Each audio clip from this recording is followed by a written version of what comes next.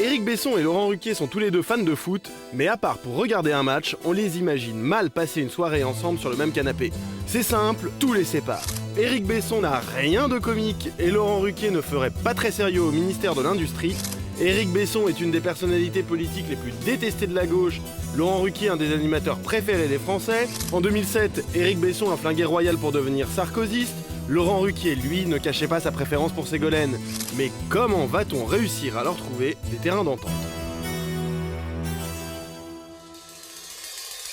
Éric Besson naît au soleil de Marrakech le 2 avril 58. Laurent Ruquier dans la brume havraise le 24 février 63. Éric Besson vient d'un milieu bourgeois catho de droite, Laurent Ruquier d'une famille prolo de gauche, son père était chaudronnier. Deux milieux sociaux opposés et deux enfances très différentes. Éric Besson n'a jamais connu son père Gérard, un pilote instructeur pour l'armée française qui meurt en vol 3 mois avant la naissance d'Éric.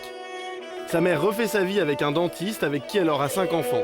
À 11 ans, Éric Besson est envoyé en pension chez les jésuites pendant 4 ans, qui forgeront sa personnalité. Besson s'imprègne de l'exigence intellectuelle de l'éducation jésuite, mais supporte mal l'enfermement et l'autorité de fer qui règne là-bas. Éric ne se laissera plus enfermer dans quelque clôture que ce soit et n'obéira qu'à lui-même.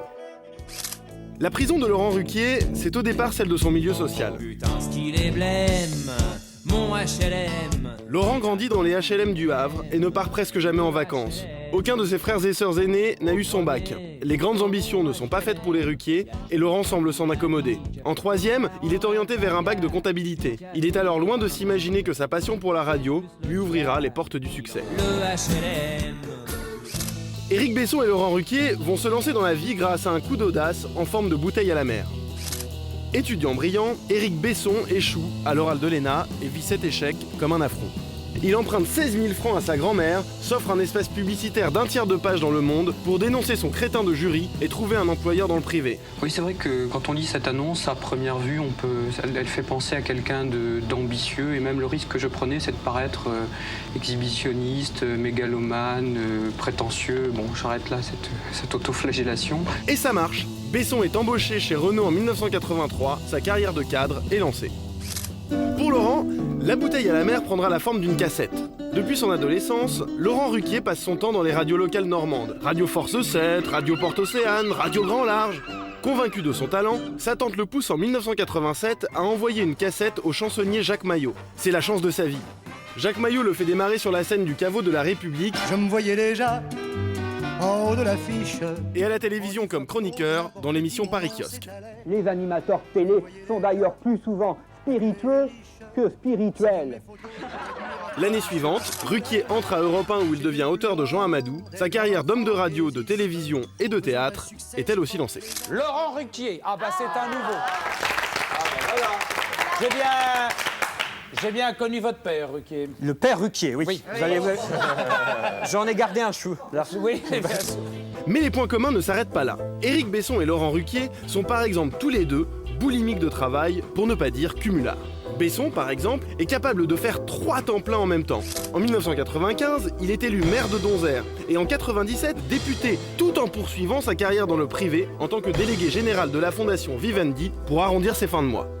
Quant à Ruquier, il est carrément drogué au travail. Animateur et chroniqueur de radio, animateur de télé, auteur de théâtre, producteur de jeunes talents, Laurent Ruquier ne s'arrête jamais et semble être monté sur pile. On peut faire plus de choses sur scène qu'à la radio, plus de choses à la radio qu'à la télévision. C'est vous dire qu'il reste pas grand-chose pour la télévision.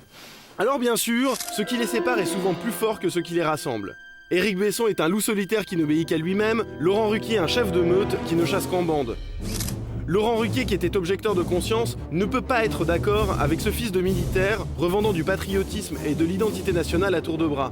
Quant à Éric Besson, les journalistes et les hommes de médias, vous savez ce qu'il en pense ? Eh bah oui, vous avez mis le doigt dessus.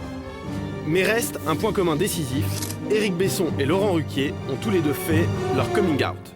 Pour Laurent Ruquier, c'était en 97 où il assumera publiquement son homosexualité dans un sketch sur scène. Tu dois aimer les déguisements, le mec, quand même.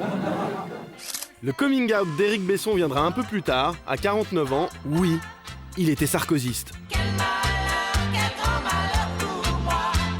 Je dirais simplement força Nicolas et allez la France.